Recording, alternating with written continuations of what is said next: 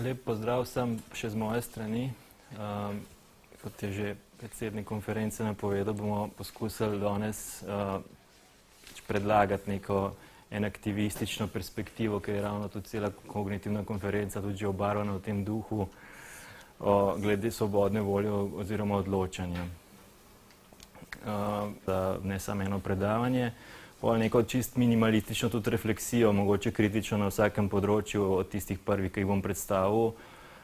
Potem kot neka middle ground oziroma umestna, ena izmed teh teorij je tudi kompatibilistični pristop, pa ker je pač neka navezava z aktivističnim možnostom, smo jo potem tle vmes tudi dali. No, potem pa ta nek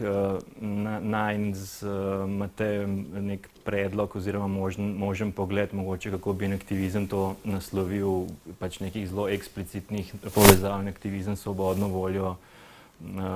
Se šele v zadnjih letih malo več o tem tudi ni pa nekih eksplicitnih še povezav oziroma nekih hipotez, potem pa še diskusija. Skratka, ena minimalna definicija najprej za svobodno voljo je, da je pač nek subjekt, ki ima pred sabo več kot eno opcijo, se pravi kot nek ta nabor izbir in da je prav ta subjekt seveda tisti, ki potem izbere eno izmed teh alternativ. To so neke alternativne te minimalne definicije, da gre tukaj lahko tudi za izbor nekih samo različnih potekov akcije oziroma evolucija in akcija se potem razlikuje kot neka prva, druga faza, recimo, to bomo šli podrobnosti kasneje. Pa to, da spet neka alternativna pogled je seveda to, da svobodna volja mora biti kapaciteta pač izdelati neke odločitve takrat, katerih izhod oziroma izid ni bil determiniran s predhodnimi stanji oziroma dogodki. Zdaj, glavna ta dilema, ki je tudi nek tak common denominator, jaz bom zdaj kar malo mešal tudi te izraze, ker sem tudi najprej mislil, da bom v angleščini govoril, pa tudi vidim, da še vedno to velja, verjetno, da tukaj nima smisla, oziroma kakšne bom termine, ker ni takih ustreznih prevodov, kar malo tako mešano, tako da ne bo koga upamotil. Skratka, kako zdaj izvesti neko rekonciliacijo med tem nekim glavnim to dilemo, ki se pojavlja pri svobodni volji. Skratka, naš ta intuitivni zavestni občutek je, oziroma doživljamo to, kot da so pač naše odločitve svobodne, oziroma da obstaja ta vzročna povezava med mislijo oziroma namenom, intenco, voljo pa potem med neko akcijo, dejanjem. Skratka, napram to kontrastiramo s to neko spet ne z vso, ker naravoslovno znanstveno perspektivo, ampak pač nek mainstream pa pravi tukaj, da seveda, da so vse, kar se fizičnega zgodi v svetu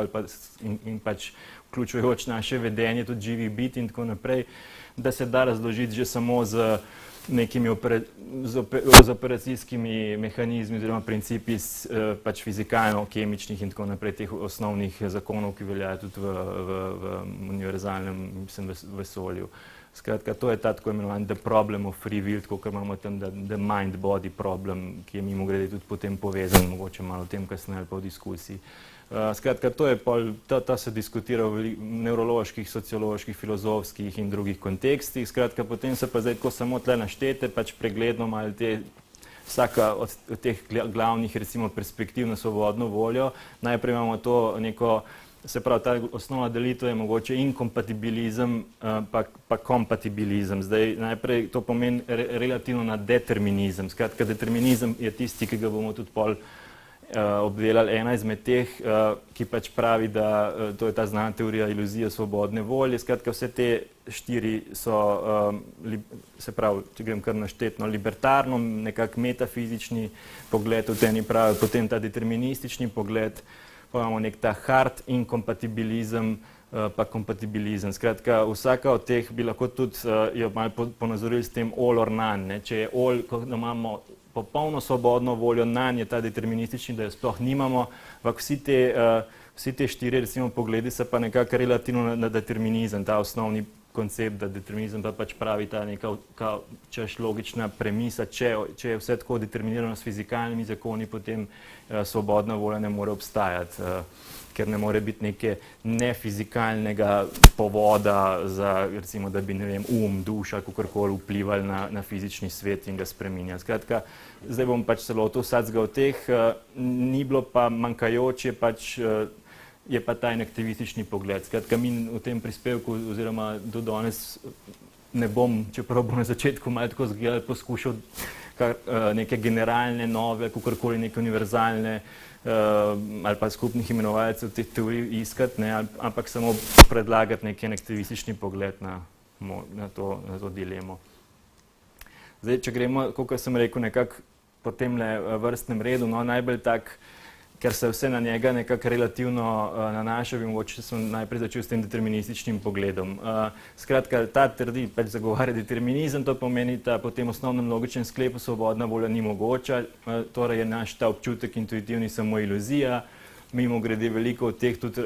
celoten duševno zgleda potem samo kot nek pasivni opazovalec, kot nek epifenomen, tako da to je ta epifenomenalizem lahko tudi hkrati. Skratka, da imamo v vsakem momentu neko vzročno-posledično verigo, kjer iz stanja A, recimo v nekih nevronskih omrežjih, je pač zaradi vseh preteklih dogodkov, ki so sprogramirani iz strani okolja, lahko z genimi, to so pol te pač možne te razlage, ampak v vsakem primeru velja to, da potem iz te točke A, stanja A, vedno nujno sledi samo točka B in v tem primeru ni moglo biti v nobene druge rešitve, recimo, da bi imeli neke ABC alternative znotraj v nekem horizontu. Skratka, te fizikalno-kemični zakoni so pa v ozadju tega, kar pač to medira, ta determinizem. Skratka, zdaj, ker je to zelo obširno, že sam po sebi ta determinizem ima ogromno nekih podzvrstine,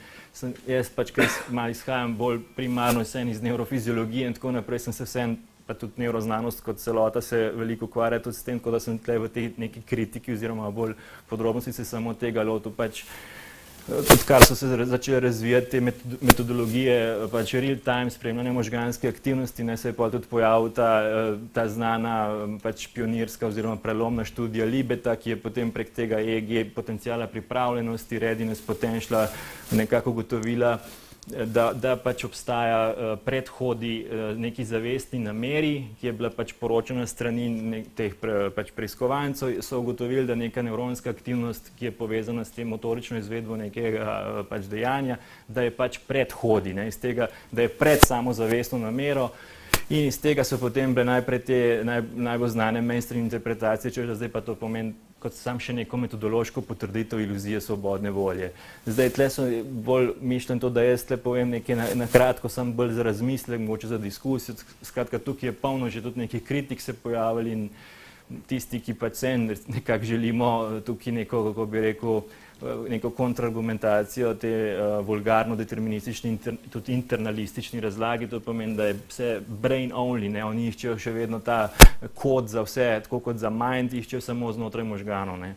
In pač možgane gledajo kot na nek ta deterministični, reprezentacionalistični stroj, ki v bistvu samo bolj ali manj pasivno procesira informacije iz okolja, za razliko od inaktivizma, to bomo kasneje. Skratka, tukaj je polno nekih možnosti za čist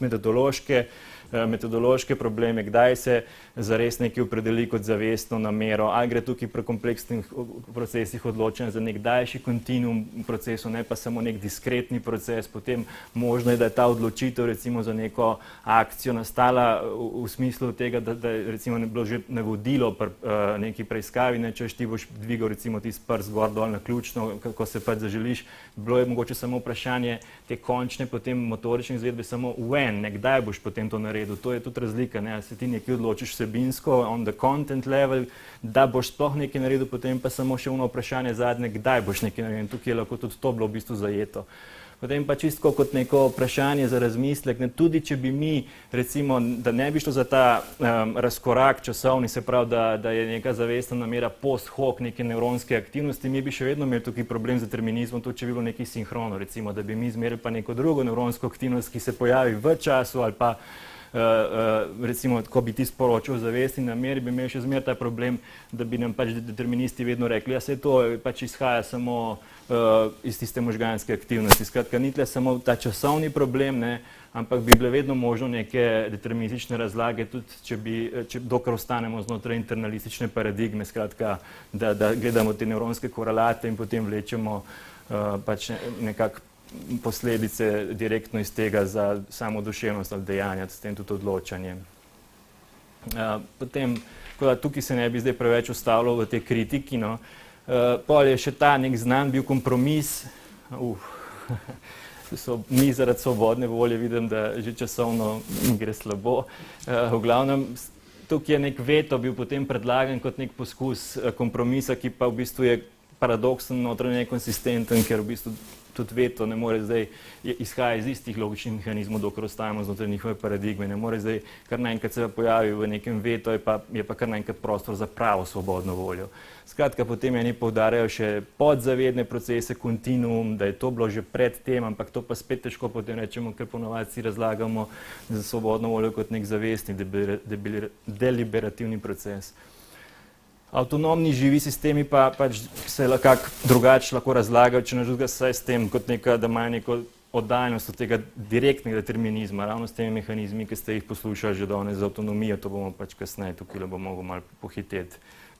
Pol je libertarni pogled, ki pač pravi, da pa je determinizem napačen, da je svobodna volja mogoča in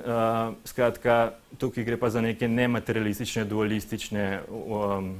poglede oziroma razlage v ozadju, kot da pač ta duševnost, volja ali pa neka duša lahko nekako kauzalno vpliva na fizikalne procese in s tem tudi na naše vedenje, na telo in tako naprej. Skratka, tukaj je tudi polno teorij, medtem ko potem je tudi znotraj tega nekateri dajo to kvantno in pa teorija kaosa in tukaj tega pač nekako naključja, randomness, kjer so pa tudi potem problemi, ker če nekaj naključje je ravno tako nesvobodno, kot če je bilo nekaj determinirano. Zdaj, kompatibilizem je pa pač poskušal ohraniti oziroma nek spet kompromis, malo redefinira, kaj svobodna volja sploh je, bolj v tem smislu, da gre samo za izbiro preferenc ene akcije nad drugo, tako da tukaj je malo poskušal skratka, da bi lahko obstajala vsaj neka šibka oblika svobodne volje kljub determinizmu in za njih je ostala neka lažna dilema in tukaj je ta Denetov najbolj recimo znan, mogoče v zadnjem času modernejši kompatibilistični pristop, ki je predvsem poudaril to sposobnost za anticipacijo človeško, se pravi kot neka mentalna kapaciteta in znotraj tega se lahko odločamo potem o tem, da zagotavljamo dobro, se izogibamo slabega in to ne bi bilo po njegovem za neka osnova za to šibko svobodno voljo. No, mi smo pač nekako samo to povezali, ker je tale Jones pa tako opazil, da on uporablja neko terminologijo, ki je podobna kot pri avtonomnih teh sistemih, se tudi on že veliko posluša, zato smo nekako iz tega tudi povlekli kot neko stično točko za možnost nekega povezave z aktivističnim pogledom, pa hkrati za nek tak gradualistični pristop. No? Skratka, za aktivizem pa itak veste, ker se danes veliko poslušal, to bom danes mogel tle spustiti. Skratka, to je ta osnova aktivizma, tukaj je pač ta konstitutivnost telesa in okolja, v tej interakciji skupaj potem nastaja šele duševnost in avtonomija, to bom pač zdaj skrajšal, ker sem prepričan, da se tudi danes že večkrat o tem posluša. Skratka, ta sense-making je tukaj ključen, ki se potem lahko razume od bazičnih form senzomotorične regulacije do doživljanja. Ne. Skratka, ta logična premisa, zakaj smo pa mi potem lahko šli recimo neko aktivistično razlago, je pa to, da če aktivisti, kot aktivist že duševnost, kognicijo razlagaš to interakcijo, z teh komponent, ki jih vidite spodaj in da če to ni mogoče, skratka že sam mind brez avtonomije, potem mora enako veljati tudi za odločanje in nekako svobodno voljo kot inherentni del tega istega minda duševnosti. To je neka schema samo za ponazoritev recimo tega neke emergence v okviru aktivizma, te konstitutivni elementi pa med njimi interakcije. Skratka, ta neka predlog aktivističnega pogleda izhaja pa zdaj iz teh dveh ključnih postavk. Najprej začne kot gradualističen pristop iz bazične avtonomije, ki nekateri pravijo pač ta minimalistična svoboda, kjer je pač ta adaptivnost pomemben pogoj za avtonomijo, no? In tukaj se pač že pojavlja ta možnost, da če se na tak način zastavi pač vprašanje svobodne volje, ne, kjer potem na nek način imamo že ta metrov degree, ki se pravi neko stopno prostosti oziroma razpona svobode na tem prvem nivoju. Skratka, zdaj pa to je Di Paolo pač tudi razdelil z tega adaptivnostnega koncepta. Skratka, tukaj je neka osnovna svoboda v tem smislu, da nisi direktno determiniran z pogoji iz okolja, ampak da imaš ta razpon nekih možnih odločitev. Se pravi, potem, če se pa premaknemo na drug nivo, se pravi, zdaj ta gradualizem gre pa potem tudi na seveda, mora se lotiti in zagrist v to jabolko, ne biti eskapist glede najvišje kognicije in tako naprej. Tukaj pa potem ta teza, da spet, če aktivisti, kot sem rekel, duševnost samo razlaga v tem smislu dinamičnega sistemskega pristopa, skratka, tukaj je seveda svobodna volja že determinirana, definirana samo kot kontrola možnih odločitev, skratka kot nekih akcij znotraj nekih constraints, nekih robnih pogojev. Skratka, in če to velja, ker so te procesi odločanja inherentno povezani z duševnostjo, morajo biti pač utemeljene na teh istih dinamičnih principih, kot je sam že. In to je pa za je pa znano, da ga aktivisti takole definirajo kot ta kompleksna interakcija med možgani, potem so že znotraj možganov interakcije, pa imamo telone, pa še okolje. Potem pa še več možnih avtonomnih agensov, ki med sabo sodelujejo. Skratka, na drugi ravni bi lahko tudi rekli, da potem, ko prijemo to višjo duševnost in te kapacitete, se lahko tudi čisto v časovnem smislu razume kot nek gradualizem, da niso zdaj te procesi svobodne volje diskretni, ampak so ponavadi bolj kot so kompleksni, so tudi časovno razpotegnjeni, pa seveda tudi prostorsko, recimo v možganih in tako naprej, in da je treba to gledati kot nek kontinuum, že tukaj tudi kot nek gradualizem, mogoče je tista motorična faza, pač potem samo zadnja, pa tudi ali pa te veto funkcije in tako naprej. Skratka, ena izmed teh ključnih kapacitet mentalnih je prospekcija, ki to tudi omogoča, to je pač znotraj vseh teh zavestnih funkcij duševnih, zato ker pač zakaj, vse te abstraktne so seveda pomembne, ampak vse omogočajo nekako, da presegamo ta takojšnji kontekst tukaj in zdaj. Skratka, prospekcija je pa to, da lahko predvidevamo še neobstoječe dogodke, nekako prihodnost. In ker se prek nje evaluira te njihove možne izhode, skratka tudi pomen spet za organizem, nam to lahko in se potem, rekel, retroaktivno za nazaj kot nek mental time travel, se lahko v trenutku tukaj in zdaj zaradi zavedanja možnih posledic v prihodnosti, kar naredimo s svojim mindom, lahko potem direktno vplivamo kot nek dodatni vzrok za to, kaj bomo delali tukaj in zdaj v sedanjosti. Skratka, s tem tudi nabor teh opcij in kontrole nekih naših akcij se povečuje, hkrati pa posameznik izrazito naravnan v prihodnost, v neko ciljnostno vedenje in je pač, seveda ga pa poganjajo ti avtonomni, kot smo prej že tudi so drugi govorili, ta value system, od najnižjih nekih bioloških vrednot do potem vedno višjih socialnih, etičnih, tudi duhovnih in tako naprej. To neko povezavo smo predvsem prek prospekcijo se je Seligman ukvarjal, tako da smo tukaj nek ta most poskušali zgraditi, ker je veliko podobnosti med enaktivizmom pa med to prospekcijo. Tako da glavna te poanta je samo še to, da bi lahko gledali prospekcijo kot neko obliko tudi ene akcije, ki je nekako osvobojena tega takojšnjega konteksta in zato lahko nek komplementarni tudi pogled proti te višji kogniciji, najvišji, ki ponuja, ki sicer enaktivizmu še vedno manjka in upravičeno dostikrat ga tudi zato kritizirajo. To bi bil nek tak sam povzetek. Skratka, imamo nek tak gradualističen pristop, pogledan na svobodno voljo, nek kontinuum stopnje osvobajanja grejo prek tega, da se pravi ta liberation of sense making and action control izvaja. To gre pa potem na dveh ravneh v tem hierarhičnem sistemu piramide, zato da pač ponazori, da recimo pri človeku, bolj ko gremo, so te nadrejene potem te osebne, socialne vrednote, kulturne in lahko tudi inhibirajo te nižje, biološke, primarne, po drugi strani pa v smislu tega sense makinga, in pa ta enaktivistični pristop, gremo spet lahko od bazične avtonomije, imamo pa na te premici tone, da bolj ko gremo v gor, spet bolj se osvobajajo nek način te stopne prostosti,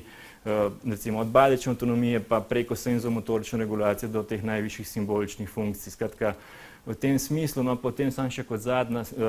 je pa, da bi še tle tretjo stopnjo v bistvu uvedli tega gradualizma, je pa tudi to, da sploh pri človeku, pri teh višjih socialnih bitjih, je treba sploh takrat, kadar posameznik pač kadarkoli sodeluje v nekih aktivnosti, kar je pa vsakodnevno zelo pogosto, ker smo pač človek kot socialno bitje, se pa pojavi še socialna kognicija kot tisti moment, ne, kjer sama interakcija med posamezniki že generira neko nov avtonomni nivo avtonomije. To pomeni, da lahko potem tudi ta nov nivo, ne, spet preko tega principa emergence, s tem nekim cirkularno vzročstvo tudi nazaj na svoje elemente, konstitutivno deluje v tem primeru neka kolektivna dinamika, ki se med drugim medira lahko to intermožgansko sinhronizacijo, kar so tu zdaj že merili, s tem, ko imamo te wireless EEG in tako naprej, lahko potem nazaj deluje na posameznike. Imamo potem nekaj vrste kolektivno zavest, kolektivni afekt, tudi neko kolektivno, rečemo, svobodno voljo oziroma neko novo homeostazo tega odločanja. Skratka, tukaj je ta tretji nivo, ki mislim, ga je zelo treba vedno gledati v sinergiji, ki pa se tudi šele metodološko zelo v bistvu v povoji šele te raziskave, ampak že kažejo tudi neke empirične dokaze, je pa to zelo zanimiva dinamika. Skratka, svoboda je tudi potem distribuirana v samem okolju, ne moramo samo internalistično, individualistično v posameznika preslikati, ampak tej sinergiji, tako da toliko za enkrat. Hvala, pa se opravičujem, malo sem presegel.